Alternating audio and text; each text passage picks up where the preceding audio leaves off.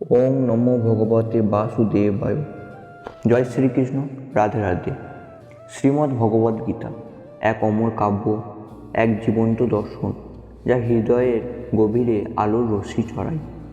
এই পবিত্র গ্রন্থ জীবনের প্রতিটি মোড়ে পথ প্রদর্শক হয়ে ওঠে। ধর্মের পথ দেখায়, কর্মে শক্তি জাগায় এবং প্রেমের পবিত্রতায় হৃদয়কে ভরিয়ে তোলে। গীতার জ্ঞান এক অথৈ সাগর, যা এই জীবনের তরীকে পার করে পরজীবনের তীরে পৌঁছে দেয়। এটি কেবল একটি গ্রন্থ নয়, এক জীবন সঙ্গীত যা হৃদয়ে ধারণ করলে মানুষ শ্রেষ্ঠত্বের শিখরে আরোহণ করে। গীতায় 18টি অধ্যায় আর 700টি শ্লোক আছে। প্রতিটি শ্লোক এক একটি মুক্ত, যা প্রতিদিন পড়া বা গভীরভাবে উপলব্ধি করা সকলের পক্ষে সম্ভব নয়। তাই আজকের এই আলোচনা হতে চলেছে এক হৃদয়স্পর্শী যাত্রা, যা আপনার আত্মাকে জাগিয়ে তুলবে।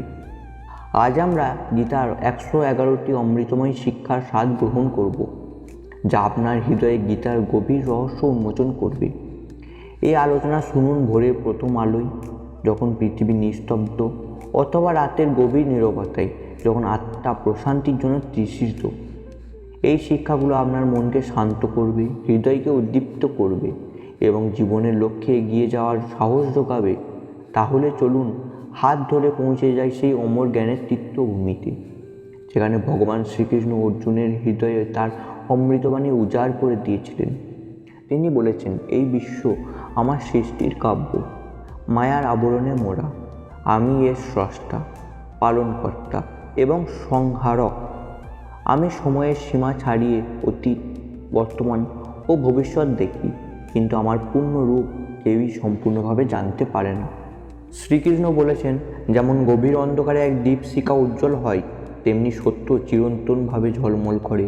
তাই হে মানুষ, জীবনের প্রতিটি পথে সত্যের সঙ্গী হও। মৃত্যু একটি অবিচল সত্য, যা কখনো এড়ানো যায় না। এই সংসারে জন্মের গান যতদিন বাজবে, মৃত্যুর ছায়াও ততদিন সঙ্গী হবে। যেমন জীর্ণ বস্ত্র ত্যাগ করে নতুন বস্ত্রে নিজেকে সাজায়, তেমনি আত্মা পুরনো দেহ ছেড়ে নতুন দেহে প্রবেশ করে। এটাই প্রকৃতির চিরায়ত কাব্য।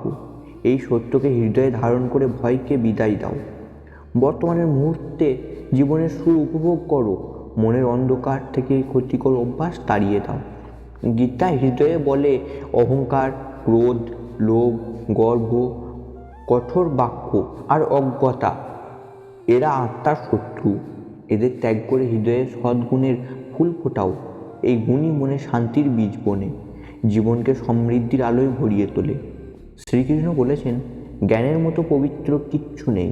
এই হৃদয় শ্রদ্ধায় জ্ঞানের পথে এগোয়। সেই আত্মা জ্ঞানের আলোয় স্নান করে। জ্ঞান শান্তির দুয়ার খোলে, আর শান্তির জন্য সাধনার পাশাপাশি জ্ঞানেরও প্রয়োজন।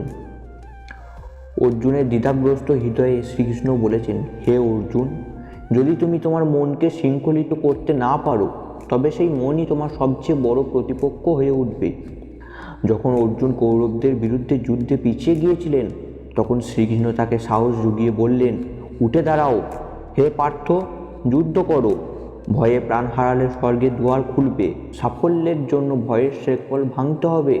তিনি আরও বলেছেন, কর্ম করো, কিন্তু ফলের আকাঙ্ক্ষায় বন্ধন ত্যাগ করো। ফলের লোভ ত্যাগ করলে হৃদয় কাজে নিমগ্ন থাকবে, বিভ্রান্তির মেঘ দূর হয়। গীতা আমাদের শেখায়, ফলের জন্য কাজ করলে মন কাজের পথ ছেড়ে ফলের দিকে ছোটে। যতক্ষণ তুমি নিজের সাথে পরাজিত না হও, ততক্ষণ কেউ তোমাকে হারাতে পারবে না। তুমি দুর্বল নও, দুর্বল হলো তোমার সময়, যা চির পরিবর্তনশীল। জ্ঞানীরা মৃতদের জন্য কাঁদেন না, কারণ তারা জানেন মৃতরা পূর্বজন্মের পথে ফিরবে। জীবিতদের জন্য শোক করো, কারণ তাদেরও একদিন মৃত্যুর মুখোমুখি হতে হবে। শ্রীকৃষ্ণ বলেছেন, মানব শান্তির চেয়ে বড় ধন এই পৃথিবীতে নেই। যে হৃদয় শান্তির সুরে বাঁধা, সেই সংসারের সবচেয়ে ধনী। সময় কখনো মানুষের ইচ্ছার দাস নয়, মানুষকেই সময়ের স্রোতে ভাসতে হয়।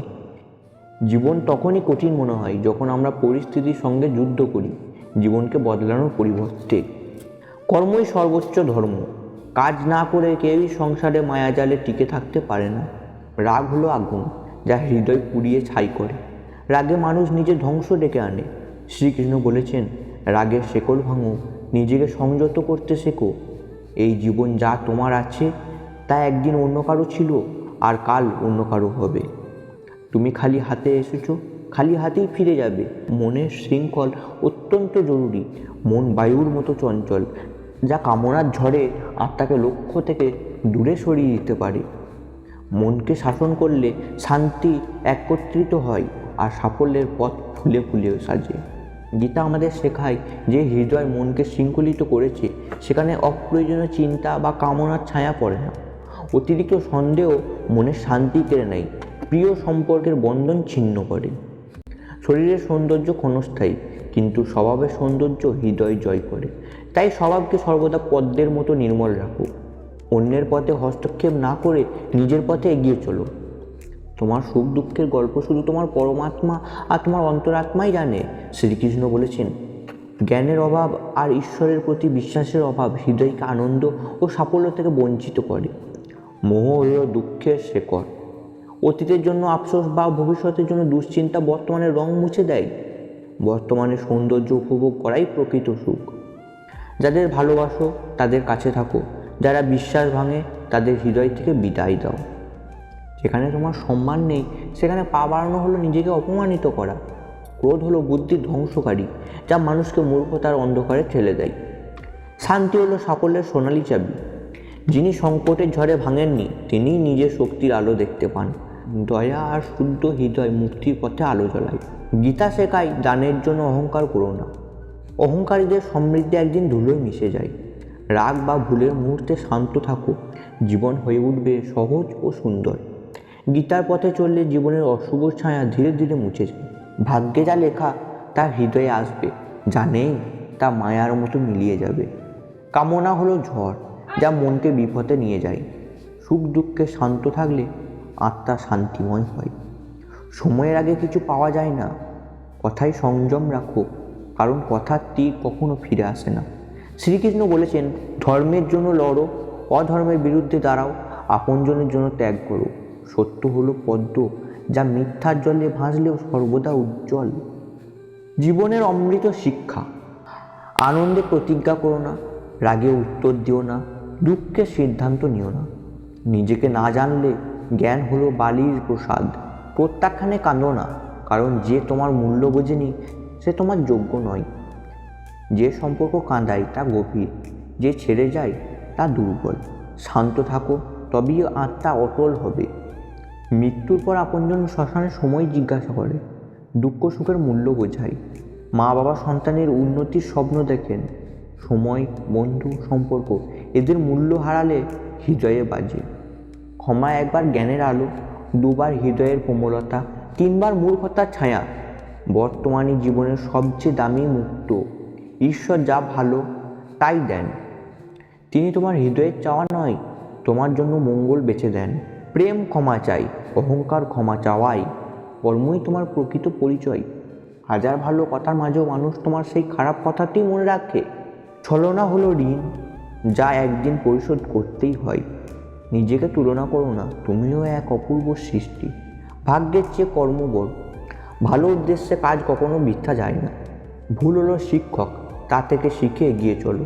শ্রীকৃষ্ণ বলেন, যে আমার ভক্তির সুরে বাঁধা আমি তার সব কিছু রক্ষা করি। কঠিন সময়ে 7টি রত্ন তোমাকে আলো দেখাবে: জ্ঞান, বিনম্রতা, বুদ্ধি, সাহস, সৎকর্ম, সত্যের পথ এবং ঈশ্বরের প্রতি অটল বিশ্বাস। সম্মান দাও, কিন্তু ভীরু হয়েও না। সব কিছু ঈশ্বরের চরণে সমর্পণ করো। বিশ্বাস রাখো শিশুর মতো, যে জানে তার পতন হবে না। শ্রীকৃষ্ণ বলেন, হে মানুষ, মন ছোট করো না।